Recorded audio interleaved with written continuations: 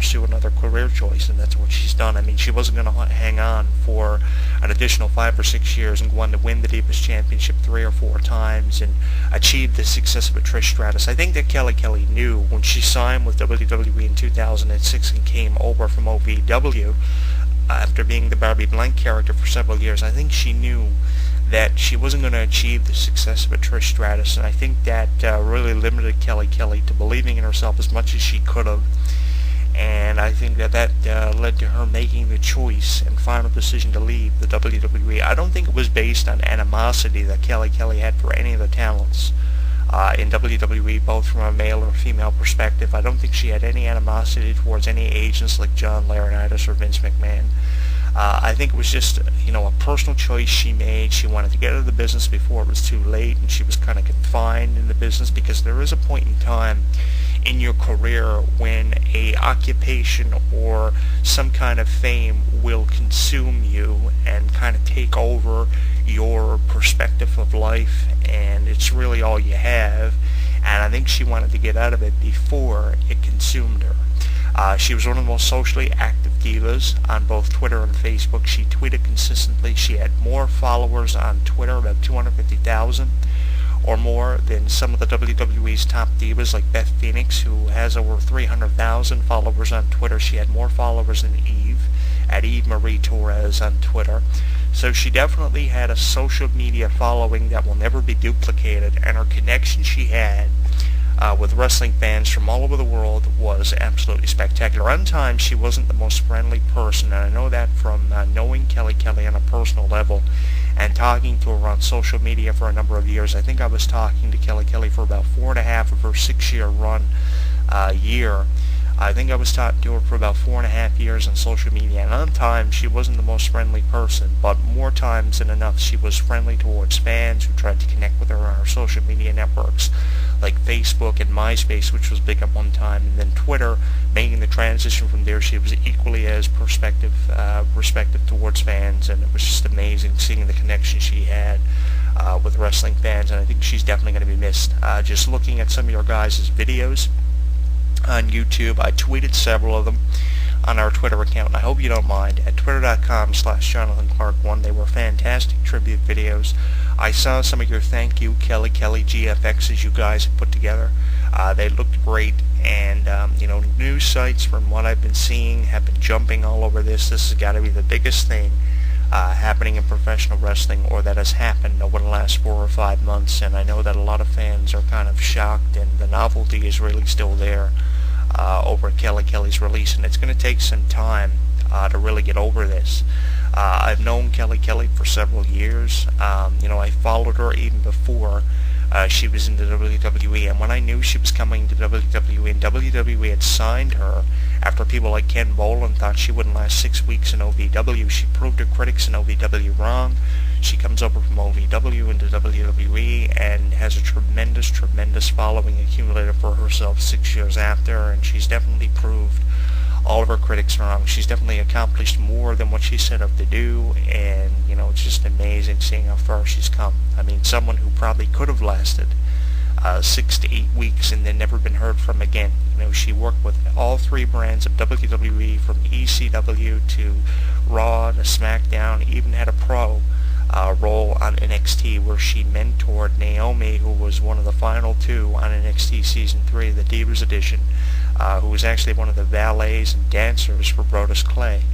I know that Kelly Kelly respected her job. She treated it with the utmost respect, and always referred back to all the years she spent with the wrestling industry whenever she was interviewed.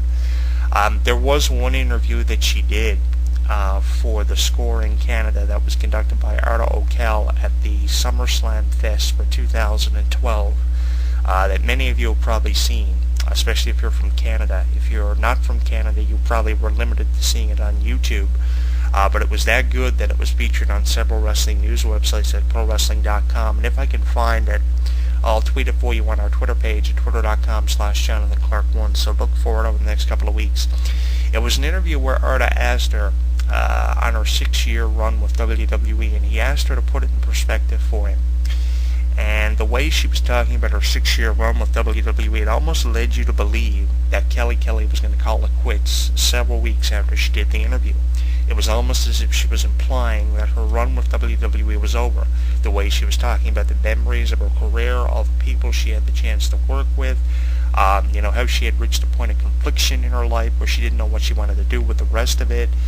It was just such an exciting and thrilling interview to hear.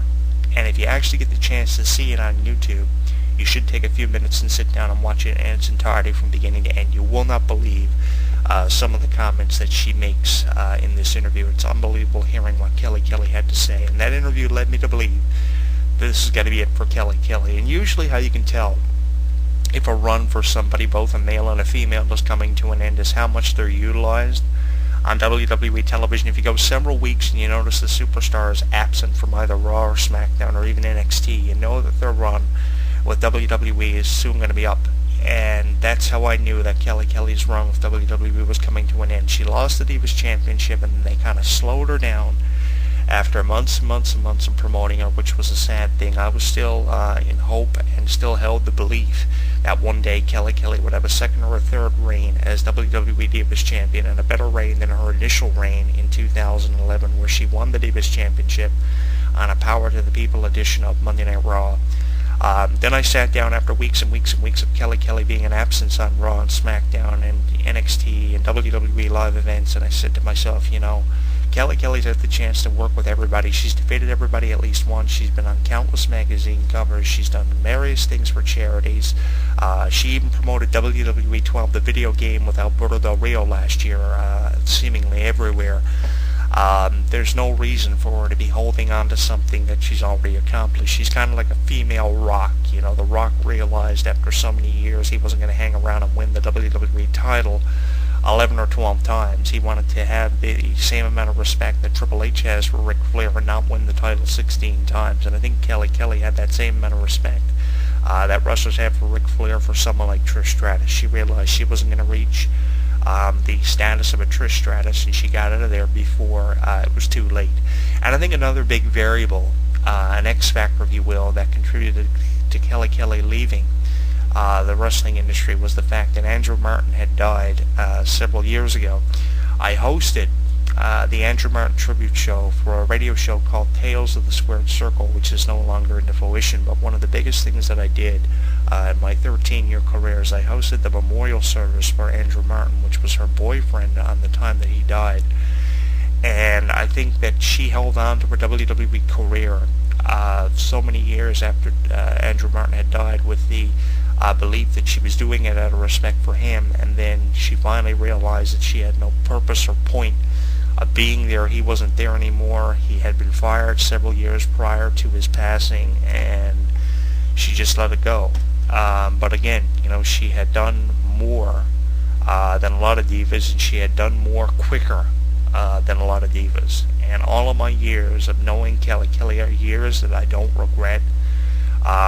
Some people will look at me as one of the most negative people towards Kelly Kelly. I know from a lot of your guys' comments that you leave me on YouTube. Some of you think that I know what I'm talking about. Others, not so much, especially when it comes to Kelly Kelly. And if you've been following my YouTube channel at youtube.com/JonathanClark22, you will notice I have made tons of Kelly Kelly video blogs. I have written tons of Kelly Kelly columns for In This Corner with Jonathan Clark. I'm no stranger to talking about Kelly Kelly, and I'm not going to lie to you. I've loved Kelly Kelly, and I've loved talking about her. Sometimes I may seem a little bit too harsh to Kelly Kelly, and I might seem a bit negative towards her, but, that goes along with being a radio show host and a journalist for 13, almost 14 years. You can't always favor somebody 95% out of 100% perspective time. You kind of have to decipher it and divide it and equally distribute your credit along with your negativity. And oftentimes I find that very difficult to do. There are a lot of times I want to come on my radio program or write my written column and be 100% for something that somebody does all the time. But as the years go by in someone's career, especially a radio career or a journalistic career, you have to comment on things from a journalistic perspective, and oftentimes that's what I've tried to do. And if Kelly Kelly would have pursued her career, and if she does pursue her career as a journalist, broadcast journalism is something she wanted to pursue outside of the wrestling industry either, a commentator or a broadcast journalist, which I found very unique. I looked at it oftentimes as a tribute to me and all the radio show hosts who make video blogs and written columns for the internet, which was kind of unique. One of the things that Kelly Kelly's going to have to do is she's going to have to separate negativity from positivity and kind of distribute her credit equally down the middle with a bit of negativity thrown in there. And oftentimes that can be difficult. Doing this 13, 14 years, distributing negative comments gets easier with time. But it always affects you. Sitting down and writing negative things about someone is not always easy. You got to do it. A lot of the time you don't want to do it. And a lot of the time I've regretted saying a lot of things about Kelly Kelly. And more times, I look back at it and I say, I said all this for a reason. I know that Kelly Kelly didn't have a lot of positive things said about her when she first entered the WWE, especially when she was in exposure position for ECW. And it really affected her. And that's one of the things why I jumped on the Kelly Kelly fan wagon as quickly as I did. Because I believed that Kelly Kelly was going to persevere. She was going to find a way to overcome all the adversity in her life.